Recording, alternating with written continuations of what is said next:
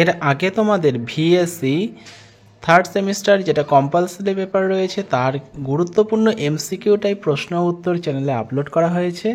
তোমরা যারা ভিডিওটা দেখোনি তোমরা থার্ড সেমিস্টার প্লেলিস্ট চেক করলে ভিডিওটা পেয়ে যাবে।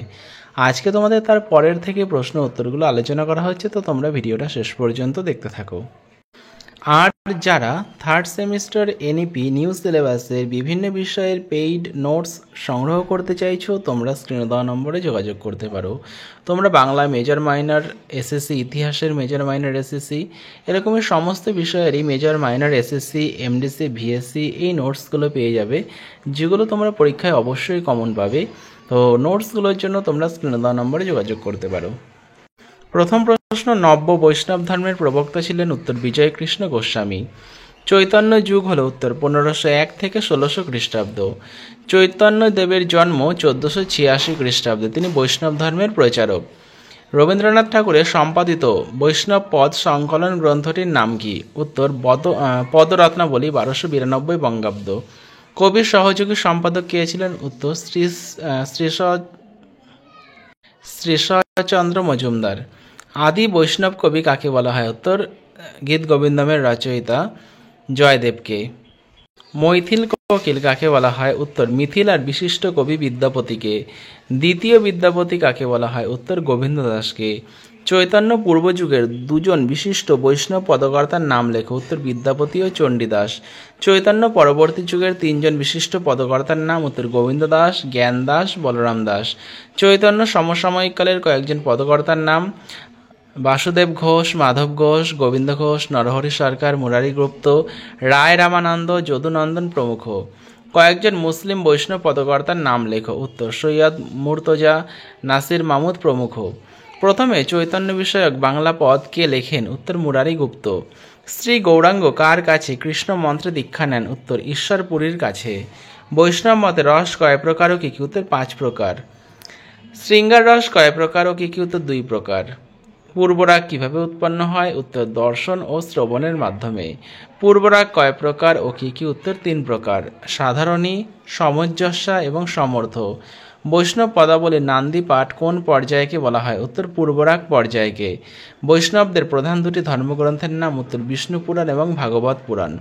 বৈষ্ণব পদাবলীতে শ্রেষ্ঠ রস কোনটি? উত্তর মধুর রস। বৈষ্ণব পদাবলী প্রধানত কয়টি ভাষায় লেখা? উত্তর বাংলা ও ব্রজবুলি। বৈষ্ণব পদাবলী কোন শ্রেণীর কাব্য? উত্তর গীতিকাব্য। বৈষ্ণব ধর্ম সম্বন্ধে জানা যায় কোন গ্রন্থ থেকে? উত্তর উপনিষদ থেকে। বৈষ্ণব ধর্মের উৎপত্তি ঘটে? উত্তর ভগবত ধর্ম থেকে।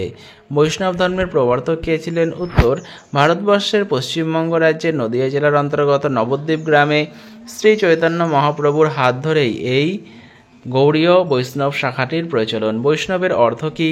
উত্তর বিষ্ণুর ভক্তকে বৈষ্ণব বলা হয়। ভক্তি শব্দের উল্লেখ প্রথম কোথায় পাওয়া যায়? উত্তর উপনিষদে।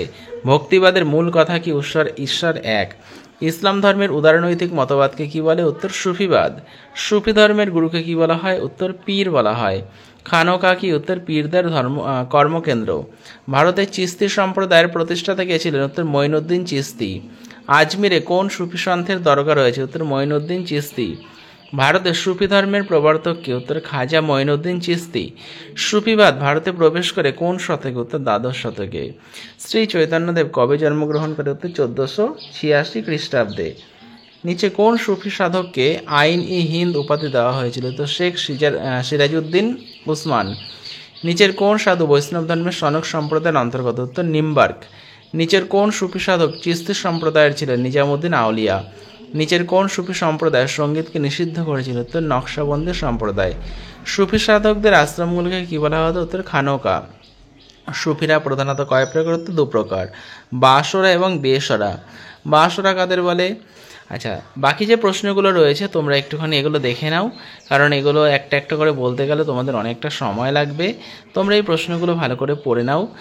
আর যারা থার্ড সেমিস্টারের বিভিন্ন বিষয়ের পেইড পিডিএফ নোট সংগ্রহ করবে বলে মনে করছো, তোমরা স্ক্রিনে দেওয়া নম্বরে যোগাযোগ করো। তোমরা বিভিন্ন বিষয়ের major minor SSC, MDC, VSC এই নোটসগুলো পেয়ে যাবে, যেগুলো পরীক্ষায় তোমরা অবশ্যই কমন পাবে, কারণ এর আগে যে নোটসগুলো ছিল ওগুলোও কিন্তু পরীক্ষায় কমন এসেছে।